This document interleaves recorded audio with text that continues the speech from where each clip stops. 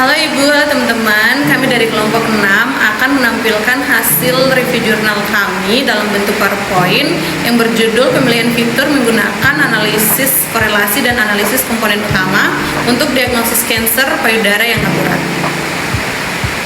Outline yang kita ambil ada 6. Yang pertama itu introduction, yang kedua related work, yang ketiga metodologi, yang keempat eksperimen dan result, yang kelima conclusion, yang keenam strengths and weaknesses. Oke, yang pertama introduction. Kanker payudara adalah salah satu penyebab utama kematian wanita di dunia. Deteksi dini penting, namun banyak kasus terdiagnosis pada stadium lanjut. Diagnosis akurat sangat penting untuk pengobatan yang tepat dan mengurangi kekambuhan. Penelitian ini mengembangkan pendekatan seleksi fitur, analisis korelasi, dan PCI. Metode ensemble untuk klasifikasi tumor jinak dan ganas.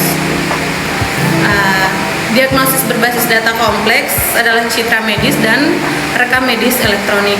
Tantangan yang ada di dalam sini adalah dimensi data tinggi dan menyebabkan resiko overfitting dan performa menurun. Seleksi fitur untuk identifikasi fitur paling relevan. Ensemble learning atau hard and soft voting tingkatkan stabilitas dan akurasi.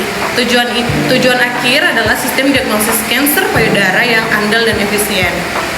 Yang kedua adalah related work. Related work ini pembahasan penelitian sebelumnya tentang AI dalam diagnosis kanker payudara, penggunaan machine learning dan deep learning dalam klasifikasi kanker. Keterbatasan penelitian sebelumnya adalah data hilang variabel yang terlebat. Work 2.1 akurasi atau persen dengan karya yang ada untuk diagnosis kanker payudara.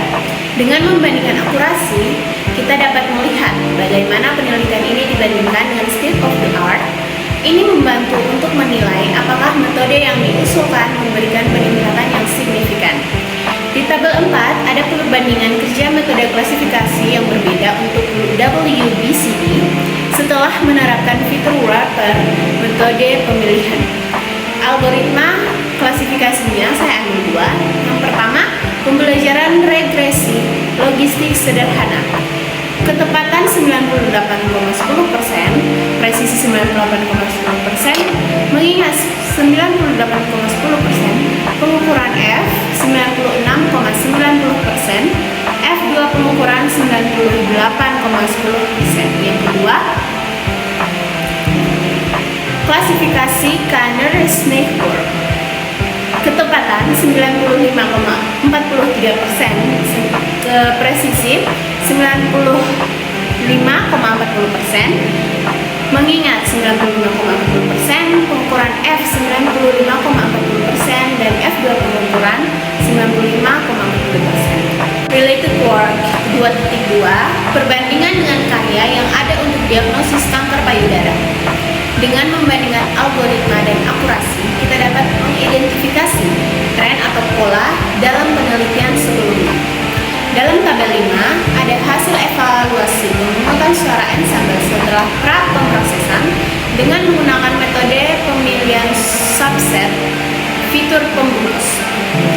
Ada juga klasifikasi pemungutan suaranya. Di sini ada dua, yaitu pemungutan suara lunak dan pemungutan suara keras. Yang pertama, pemungutan suara lunak. Akurasinya 97,70%, presisi 97,70%, mengingat 97,70%, F ukuran 97,70% dan F2 ukuran 97,70%. Pemungutan suara keras, akurasinya 97,40%, presisi 97,40%, mengingat 97,40%, F ukuran 97,30%, F2 ukuran 97,40%. Ketiga ada metodologi 3.1, yaitu metodologi penelitian. Yang pertama, dataset Wisconsin Breast Cancer Dataset atau WBCD. Yang kedua, pra-pemrosesan data. Yang ketiga, pemilihan fitur, analisis korelasi dan PCA. Yang keempat, klasifikasi beberapa algoritma machine learning. Yang kelima, ensemble learning, hard and soft voting. Metodologi 3.2 analisis korelasi. Yang pertama ada penggunaan heatmap untuk visualisasi korelasi antar fitur. Lalu berikutnya ada identifikasi fitur-fitur yang sangat berrealisasi untuk reduksi dimensi. Nah, pada gambar di samping kita ranganya bahwa heatmap korelasi antara semua fitur dalam dataset BBCD. Lalu yang berikutnya pemilihan fitur lanjut. Pemilihan fitur lanjut yang pertama ada heatmap korelasi setelah redukasi dimensi awal. Yang berikutnya ada fokus pada fitur-fitur yang paling relevan. Nah, untuk 3.4 analisis komponen utama VCA. Yang pertama ada penggunaan VCA untuk redukasi dimensi tambahan. Lalu berikutnya ada variansis kumulatif yang dijelaskan oleh komponen utama di atas. Nah, keterangan gambar yang di samping menunjukkan variasi kumulatif yang dijelaskan oleh komponen utama. Yang ketiga, metode Marver. Nah, penjelasan tentang metode pemilihan fitur Marver. Yang berikutnya ada proses interaktif pemilihan subset fitur yang evaluasi mode. Nah, keterangan pada gambar di samping buat diagrama atau alur metode pemilihan fitur Marver. 4. Experiment and result. 4.1 distribusi fitur terpilih. Yang terdapat histogram yang menunjukkan distribusi fitur-fitur penting. Ada juga perbandingannya. Perbandingan distribusi antara kasus Babiš-Černý dan Benix. Ada juga keterangan gambar histogram distribusi fitur-fitur terpilihnya. 4.2 pengaruh pemrosesan terhadap kinerja klasifikasi. Pemrosesan data adalah langkah penting dalam machine learning untuk membersihkan dan menyiapkan data. Dengan membandingkan hasil tanpa pemrosesan dan dengan pemrosesan, kita dapat melihat algoritma mana yang paling diuntungkan dari pemrosesan. Di sini ada tabel diagnosis kanker payudara tanpa pemrosesan data.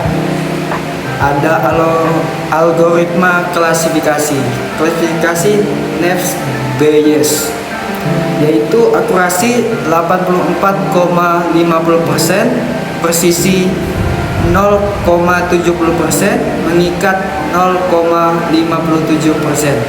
Pengukuran F 0,62%, F2 pengukuran 0,59%. Dan ada juga regresi logistis sederhana.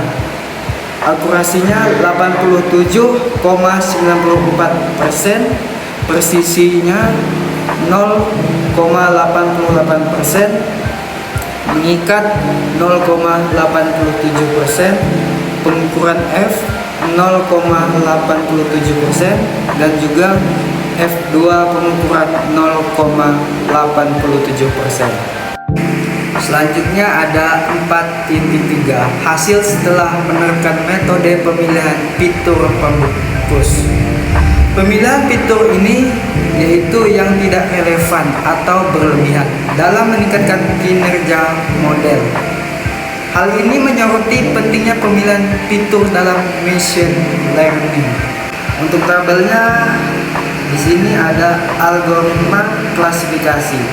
Yang pertama, pembelajaran registrasi logistik sederhana, yaitu ada ketepatannya 97,49%, presisinya 97,89%, meningkat 95,21%, pengukuran F 96,53%, F2 nya pengukuran 95,73%.